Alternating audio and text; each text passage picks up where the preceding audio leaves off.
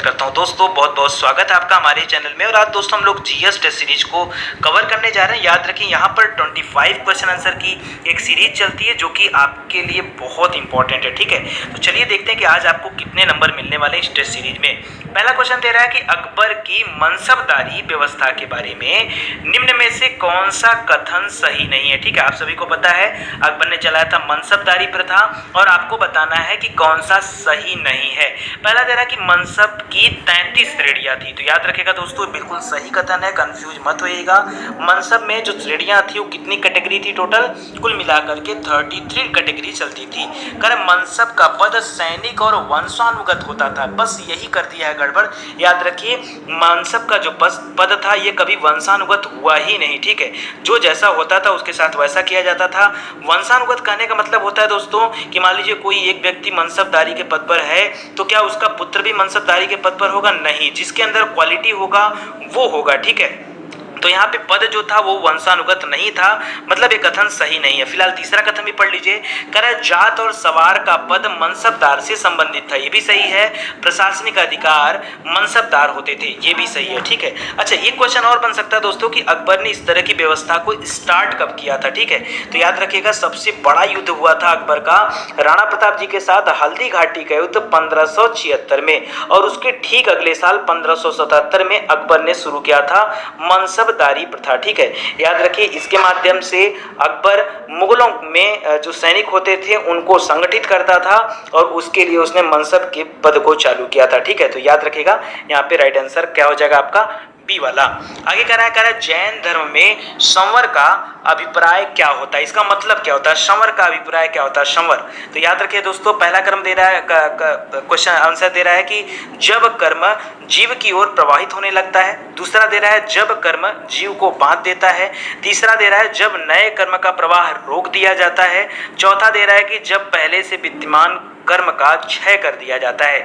तो यहाँ पे याद रखिएगा जो राइट आंसर होगा वो होगा जब नए कर्म का प्रवाह रोक दिया जाता है, उसको क्या बोलते हैं, उसको जैन धर्म में संवर का नाम दिया जाता है। ठीक है, याद रखिए जब नए कर्म का प्रवाह रोक दिया जाता है उसे हम संवर का नाम देते हैं। ठीक है, ये आपको रटने वाली बात है, एकदम याद कर लीजिए। अगला दे रहा है कौन सा जोड़ा सही नहीं है। पहला दे रहा है कि मुगल वंश की स्थापना 1526 में हुआ था, बिल्कुल सही है। बाबर ने लोधी वंश के आखिरी शासक इब्राहिम लोधी को पानीपत के युद्ध में हराया था। ठीक है, 1526 में, तो ये आपका जो है सही उत्तर है। ठीक है, दूसरा दे रहा है शेरशाह सूरी की मृत्यु दोस्तों।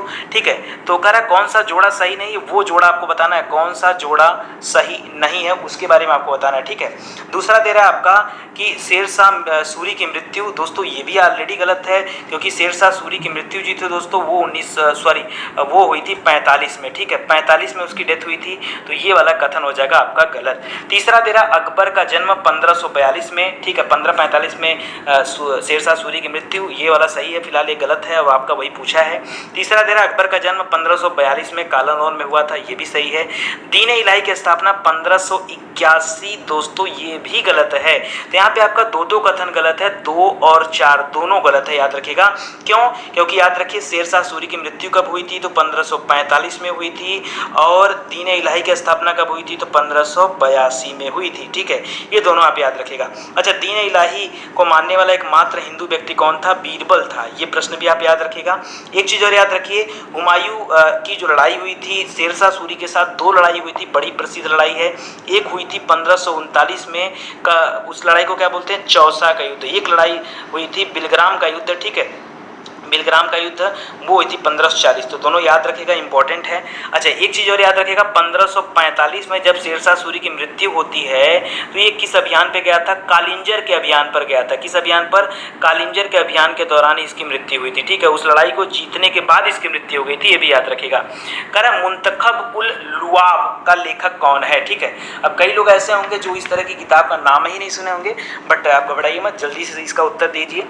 कह रहा मुंतखब उल लुआब के लेखक कौन है? तो याद रखें दोस्तों, औरंगजेब के समय में लेखक था और औरंगजेब के टाइम में सबसे आलोचनात्मक वर्णन जो किया जाता था वो किया जाता था खफी खां के द्वारा। ठीक है, खफी खां और खफी खां के द्वारा लिखी गई किताब है मुंतखब उल लुआब। ठीक है, याद रखिएगा, इंपॉर्टेंट है। आगे देखिए, कह रहा है नक्शबंदी संप्रदाय का संस्थापक किसे कहा जाता है? नक्शबंदी का पूछ रहा है, ठीक है, चिश्ती नहीं पूछ रहा है, चिश्ती ने नक्शबंदी पूछ रहा है दोस्तों। इत्मीनान से सोच के उत्तर दीजिए। कह रहा है ख्वाजा बाकी बिल्लाह, ख्वाजा मोहम्मद गौस, मंसूर अली खां या शेख निजामुद्दीन औलिया। तो याद रखें, नक्शबंदी संप्रदाय की स्थापना किसने किया था? ख्वाजा बाकी बिल्लाह ने किया था। ठीक है, ख्वाजा बाकी बिल्लाह ने किया था। मोस्ट इंपॉर्टेंट है, कब किया था? तो याद रखें 1563 से लेकर के 1603 तक इसका प्रचार प्रसार हुआ था, अकबर के समय में। ठीक है, आगे बढ़ते हैं। कह रहा है शिवाजी का राजस्व व्यवस्था के संबंध में निम्नलिखित में से कौन सा एक कथन सही नहीं है? शिवाजी के बारे में कौन सा कथन सही नहीं है बताना है। कर पहला दे रहा कथन कि काठी से राज्य की पूरी भूमि नाप ली जाती थी। तो दोस्तों उनके द्वारा ये नापने का एक अजीब सा चीज का प्रयोग किया जाता है। देखिए क्या होता था, उस जमाने में भूमि को नापने के लिए भूमि की पैमाइश कराई जाती थी और पैमाइश में पहले रस्सी का इस्तेमाल किया जाता था। बाद में शिवाजी ने क्या किया कि रस्सी के स्थान पर लकड़ी के डंडे का इस्तेमाल कराने लगा, जिसको हम लोग काठी के नाम से जानते थे। तो पहला वाला क्वेश्चन हो जाएगा सही। दूसरा दे रहा है कि उपज का 30% राज्य को राजस्व के रूप में देना पड़ता था।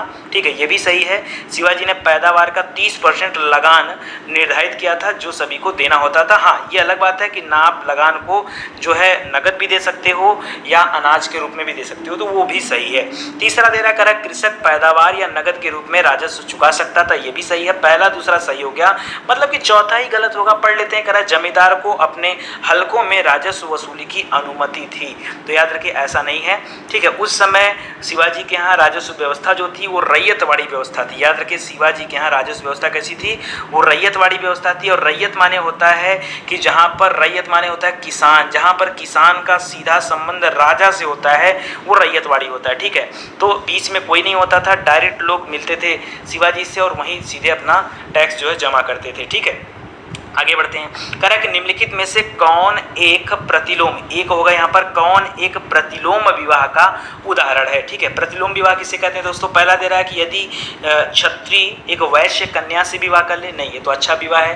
कह रहा है एक वैश्य शूद्र कन्या से विवाह कर ले। तीसरा दे रहा है यदि ब्राह्मण एक क्षत्रिय कन्या से विवाह कर ले। और चौथा दे रहा है यदि क्षत्रिय एक ब्राह्मण कन्या से विवाह कर ले। तो यहाँ पर प्रतिलोम विवाह का उदाहरण कौन सा है? तो याद रखिए प्रतिलोम विवाह। मैं आपको पूरा चैप्टर पढ़ाया हूँ। ठीक है, 8 विवाह के बारे में अच्छे से आपको बताया हूँ, 16 संस्कार के बारे में आपको अच्छे से पढ़ाया हूँ। देखिए जो यहाँ पर सभी विषयों को डिटेल में पढ़ाया जाता है। ठीक है, तो आप पहले विषयों को डिटेल में पढ़े रहिए, तभी आप जो है क्वेश्चन आंसर को कर सकते हो। ठीक है, तो याद रखिए जब एक क्षत्रिय कन्या ब्राह्मण कन्या से विवाह कर लेता है तब जो कहे उसको प्रतिलोम विवाह का उदाहरण माना जाता है। अगला दे रहा है कारण निम्नलिखित में कौन सही सुमेलित है, कौन सा युग्म वो आपको बताना है। पहला कह रहा है कि सिल्वर आयोडाइड, ये तो कृत्रिम वर्षा होता है, लेकिन यहाँ पर सामने हार्नविल दे रहा है, गलत हो जाएगा। सिल्वर क्लोराइड अपने आप गलत हो जाएगा, दो तो ऐसे ही गलत हो गए। ठीक है, अपनी वजह से। तीसरा दे रहा दोस्तों, तीसरा दे रहा है यहाँ पर, कह रहा है कि चूहे का विष जिंक फास्फाइड। ठीक है, तो ये बिल्कुल सही दोस्तों। जो चूहे का विष आजकल चूहे मारने की जो दवा आती है, गोली आती है, ठीक है, उसमें क्या मिला होता है? Zinc phosphide. उसके ऊपर पढ़ेंगे आप तो आपको मिलेगा। ठीक है, और जिंक ऑक्साइड जो दे रहा है फिलासफर ऊन, ये गलत है। ठीक है, तो आपका राइट आंसर हो जाएगा दोस्तों सी वाला। ठीक है, याद रखिए चूहे के विष में क्या मिला होता है? जिंक फास्फाइड होता है। अगला देखिए कह रहा है हृदय को रक्त का संभरण करने वाली धमनियाँ क्या कहलाती हैं? उन धमनियों को क्या कहा जाता है? ग्रीवा धमनी, या पहली बात तो ग्रीवा कोई धमनी ही नहीं होती है, यकृत धमनी, हृदय धमनी या फुसफुस धमनियाँ। तो याद रखिए हृदय धमनी का नाम दिया जाता है। हृदय धमनी क्या करता है? हृदय धमनी जो होता है ये हृदय को रक्त का संभरण करने वाली धमनियाँ होती हैं। अच्छा, इसमें होता क्या है? याद रखिए जो आपका शुद्ध ब्लड होता है, ठीक है, जो आपका शुद्ध ब्लड होता है उसको हृदय की दीवारों तक पहुंचाने का कार्य करती हैं। ठीक है, ये इसका मुख्य काम होता है। ठीक है, आगे बढ़ते हैं। कह रहा है कि निम्नलिखित में से कौन सा एक कथन सही नहीं है? तो याद रखिए चलिए आगे बढ़ते हैं। एक चीज़ और याद रखिएगा, जो हम जीव लोग होते हैं हमारे अंदर कुल मिलाकर के 4 कोष्ठ वाले हृदय पाए जाते हैं। 2 आलिंद होते हैं, 2 आलिंद होते हैं और 2 निलय पाए जाते हैं। ठीक है, ये सब याद रखिएगा। आपको हृदय वाला चैप्टर भी अच्छे से पढ़ाया गया, तो बायोलॉजी वाले में वीडियो में जाकर आप देख सकते हैं। करण निम्नलिखित में से कौन सा पृथ्वी के कार्बन चक्र में कार्बन डाइऑक्साइड की मात्रा को नहीं बढ़ाता है? कौन नहीं बढ़ाता है? करण श्वसन। श्वसन, अगर हम सांस लेते हैं तो ऑक्सीजन लेते हैं और कार्बन डाइऑक्साइड छोड़ते हैं। तो आप बताओ कि कार्बन चक्र में आप कार्बन डाइऑक्साइड की मात्रा को बढ़ा रहे हो कि नहीं? जाहिर सी बढ़ा रहे हैं। प्रकाश संश्लेषण, ये तो अच्छी क्रिया होती है, तो वायुमंडल से क्या करती है? CO2 को लेता है और बदले में O2 देता है, ऑक्सीजन देता है। तो ये उल्टा आपको दिया है। ठीक है, तो याद रखें यहाँ पर आंसर 2 जो है आपका राइट हो जाएगा। ठीक है, इससे कार्बन डाइऑक्साइड की मात्रा बढ़ती नहीं है, बल्कि क्या होती है? घटती है। और जैविक पदार्थों का क्षय होगा, ज्वालामुखी होगा, तो इन सब में कहीं ना कहीं कार्बन डाइऑक्साइड की मात्रा तो बढ़ेगी ही, लेकिन प्रकाश संश्लेषण के दौरान कार्बन डाइऑक्साइड की मात्रा कम होती है। करा पैथोजीन। पैथोजीन जो सामान्य जुकाम के लिए उत्तरदायी है, ठीक है, पैथोजीन जो सामान्य जुकाम के लिए उत्तरदायी है कौन सा है बताना आपको। करा आर्थोमिक्सो है, या फिर रीनो वायरस है, ल्यूकेमिया वायरस है, पोलियो। अब देखिए पोलियो ल्यूकोमिया से जुकाम तो होगा नहीं, ये एकदम सिंपल सा सोचने वाला फंडा है। ठीक है, अब ऐसा तो होगा नहीं। अब बात आता है कि आर्थोमिक्सो और रीनो वायरस, तो आर्थो में हमेशा याद रखें हड्डी संबंधी चीज़ें आती हैं, तो ये भी गलत हो जाएगा। आपका राइट आंसर हो जाएगा रीनो वायरस। ठीक है, रीनो वायरस पैथोजिन जो होता है सामान्य जुकाम के लिए उत्तरदायी होता है, और खास करके इसमें क्या होता है कि जो जुकाम होता है वो संक्रमण वाला होता है। ठीक है, वायरस से होता है। ठीक है, एक तरह का वायरस होता है। भाई जुकाम क्या है? संक्रमण से फैलता है। तभी तो आपको कहा जाता है कि जब भी जुकाम हो तो आप याद रखो कि अपने मुंह पे हाथ या फिर कपड़े का इस्तेमाल करें, ताकि उससे क्या हो, दूसरे तक जो है ये नहीं पहुंच पाएगा। ठीक है, तो ये उत्तरदायी है, तो याद रखिएगा, ये इंपॉर्टेंट है। चलिए अगले क्वेश्चन की तरफ बढ़ते हैं। अगला कह रहा है कि सही सुमेलित करना आपको। ठीक है, सही सुमेलित करना, जल्दी से सुमेलित कराइए दोस्तों इत्मीनान से। देखिए कह रहा है प्लेग। प्लेग किससे संबंधित है? तो प्लेग जो दोस्तों कह रहा है प्रोटोजुआ। अब आपको लगता है प्लेग प्रोटोजुआ से थोड़े फैलता है, प्लेग बैक्टीरिया से फैलता है। ठीक है, प्लेग किससे होता है? बैक्टीरिया से। ठीक है, दूसरा कह रहा है एड्स। एड्स कैसे फैलता है दोस्तों? तो एड्स वायरस से होता है, सिंपल सी बात है, वायरस से होता है। HIV वायरस से होता है। गंजापन कवक से होता है। मलेरिया प्रोटोजुआ से होता है। बस हो गया सेट। अब आपके एग्जाम में जो भी कूट दिया हो उस कूट का आप इस्तेमाल कर लिया करिए खुद से। ठीक है, आगे बढ़ते हैं। करा ब्राइट्स रोग शरीर के किस भाग को प्रभावित करता है? बताइए, जो ब्राइट्स रोग होता है ये शरीर के किस भाग को प्रभावित करता है? तो याद रखिए दोस्तों, करे गुर्दा को, तिल्ली को, हृदय को, या फिर यकृत को। तो गुर्दा याद रखिए, किडनी को प्रभावित करता है ब्राइट्स रोग। अब बात आती है दोस्तों ये होता क्या है इसमें। ठीक है, इसमें होता क्या ब्राइट्स रोग में? तो पहली बात याद रखें, ब्राइट्स रोग को हम लोग यूरेमिया भी बोलते हैं। ठीक है, यूरेमिया भी बोलते हैं। और इसमें क्या होता है कि हमारी जो किडनियां हैं वो कमज़ोर पड़ जाती हैं, ठीक ढंग से छान नहीं पाती हैं। आगे बढ़ते हैं। करा निम्नलिखित कथनों पर विचार कीजिए, जल्दी कराइए विचार। पहला दे रहा है कि पिट्स इंडिया एक्ट के तहत निदेशक मंडल को व्यापारिक मामलों के अधीक्षण की अनुमति मिली। ठीक है, चलिए ठीक है, पिट्स इंडिया एक्ट। अच्छा, पिट्स इंडिया एक्ट के बारे में एकदम याद रखिए। ठीक है, निदेशक मंडल को व्यापारिक मामलों के अधीक्षण की अनुमति मिली। ठीक है, 1773 के बाद 84। ठीक है, करा है कि 1858 के अधिनियम के द्वारा भारत के सचिव पद की स्थापना की गई। आपको बताना है कौन सा सही है। दोनों सही है। क्यों? आपको पता होगा स्टार्टिंग में तो रेगुलेटिंग एक्ट आया था, उसके तहत तो जो है सुप्रीम कोर्ट वगैरह की स्थापना हुआ है, सारी चीज़ हुआ। ठीक है, उसके बाद आपका पिट्स इंडिया एक्ट है, उसमें क्या किया गया कि जो बोर्ड ऑफ डायरेक्टर्स थे, ठीक है, उनको व्यापारिक मामलों का अधीक्षण बना दिया गया, मतलब उस पर उनकी कंट्रोलिंग बना दी गई। और 1858 का जो अधिनियम आया था उसमें भारत के सचिव पद की भी स्थापना किया गया। एक चीज़ और किया गया, जो गवर्नर जनरल का पद था उसको बदल दिया गया वायसराय के पद में। ठीक है, वायसराय यानी प्रतिनिधित्व करने वाला किसका? तो जो महारानी होंगी या महाराजा होंगे, कहाँ के रानी या राजा होंगे इंग्लैंड के, उनका प्रतिनिधित्व करने वाला वायसराय। ठीक है, तो यहाँ पर दोनों कथन आपका क्या हो जाएगा? सही हो जाएगा। आगे बढ़ते हैं। करा निम्नलिखित कथनों पर विचार कीजिए। करा प्रांतीय संविधान समिति सरदार वल्लभ भाई पटेल की अध्यक्षता में गठित की गई थी। अच्छा, ठीक है, सही भी बोल रहा है। दूसरा दे रहा है मौलिक अधिकार उप समिति की अध्यक्षता जेबी कृपलानी ने किया था। दोस्तों ये क्वेश्चन अभी अभी एग्जाम में आया था आपके मंडी परिषद वाले एग्जाम में कि मौलिक अधिकारों की जो समिति थी इसकी अध्यक्षता जेबी कृपलानी ने की थी या किसने किया था, ठीक है। तो याद रखिएगा जेबी कृपलानी, ये बिल्कुल सही उत्तर है। तीसरा दे रहा है प्रक्रिया नियम समिति, ये डॉक्टर राजेंद्र प्रसाद के अंतर्गत गठित की गई थी। इसमें दोस्तों तीनों सही है आपका, 1, 2 और 3 तीनों सही है। याद रखिएगा सभी उत्तर जो है सही हैं। आगे देखिए, कह रहा है निम्नलिखित कथनों पर विचार कीजिए। कितना विचार करवा रहा है। पहला दे रहा है कि भारत में व्यक्ति जो कम से कम 18 वर्ष का हो मतदान करने का अधिकार रखता है, ये तो सही है, सभी को पता है। दूसरा कह रहा है कि 62वें संविधान संशोधन द्वारा मतदान करने की उम्र जो है वो 21 वर्ष से घटा करके 18 वर्ष कर दी गई, तो ये गलत दिया दोस्तों। याद रखिए 21 वर्ष से घटाकर 18 से 21 किया गया था, ठीक है।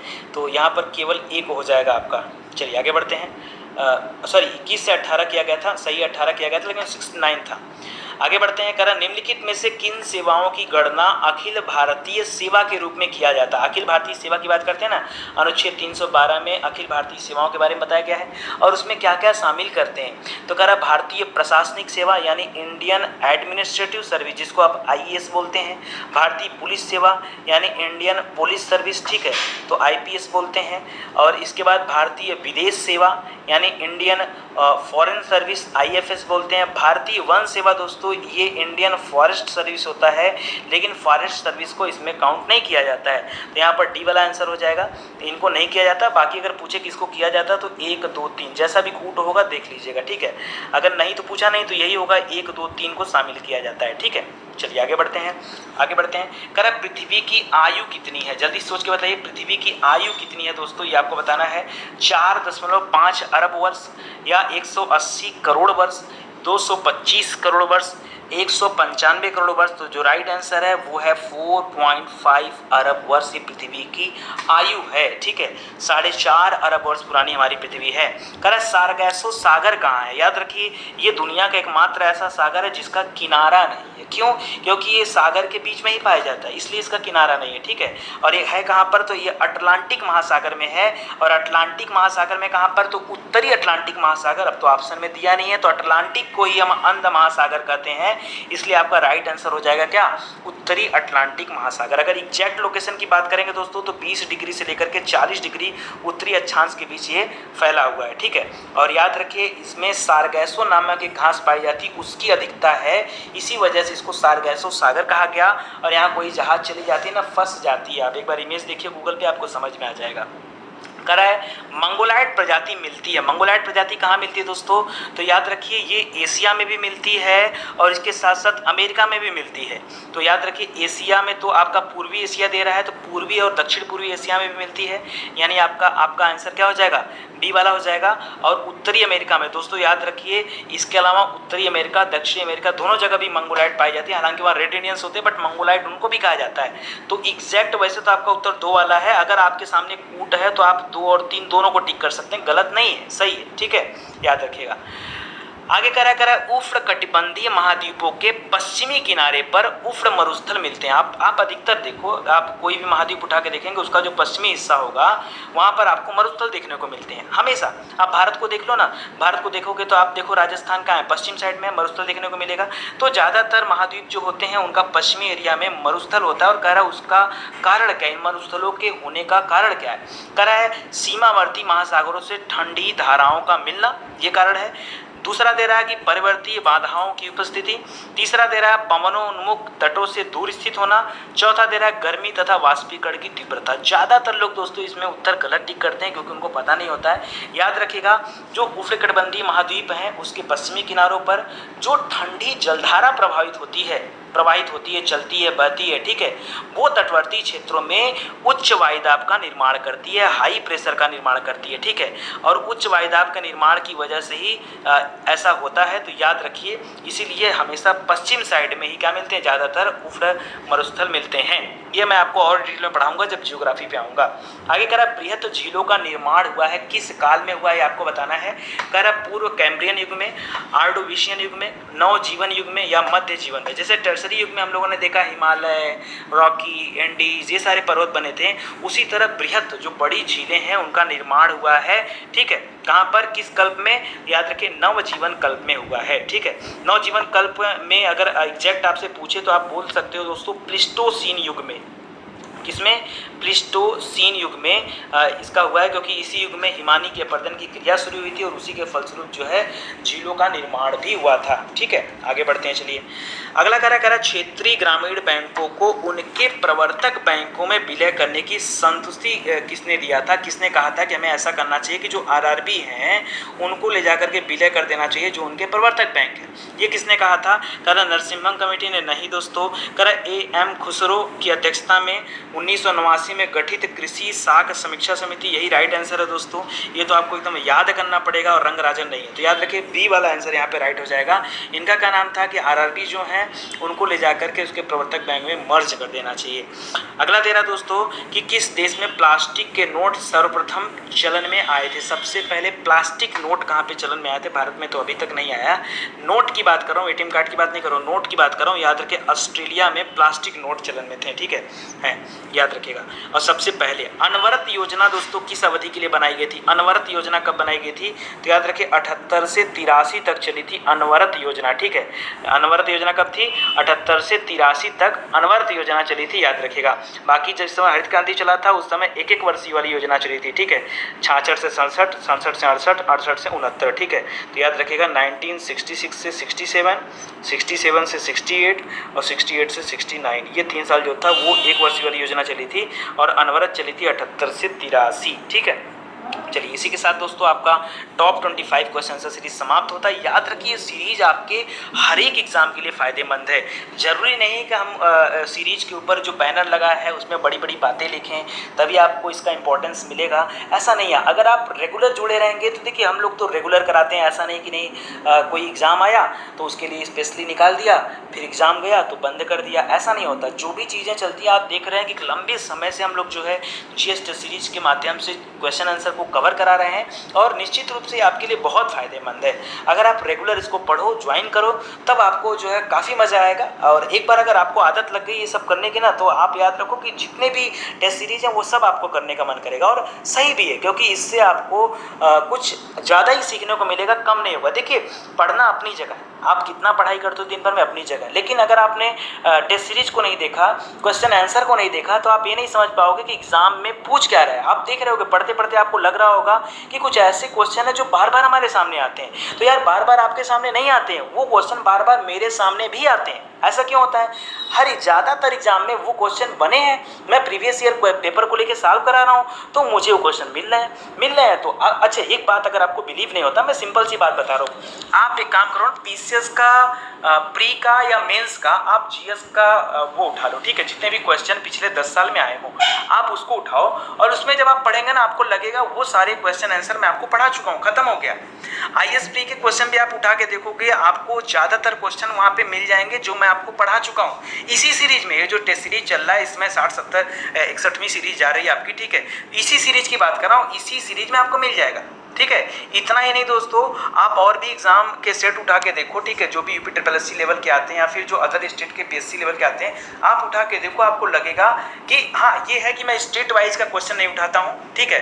बाकी जितने क्वेश्चन देखेंगे आपको लगेगा कि वाकई यार ये सब क्वेश्चन तो हम लोग पढ़ चुके हैं। आप एक बार बुक तो उठाओ, क्योंकि हमें भी तो क्वेश्चन ढूंढना पड़ता है। हम क्वेश्चन कहाँ से कलेक्ट करेंगे? हमने अगर आपके सामने क्वेश्चन दिया तो कहीं ना कहीं से पिक तो करेंगे। अभी मान लीजिए हम लोग साइंस की टेस्ट सीरीज चला रहे हैं, तो साइंस के लिए 10 question physics, 10 question chemistry, 10 question biology अगर लेके चलना है तो उस 10 क्वेश्चन का कलेक्शन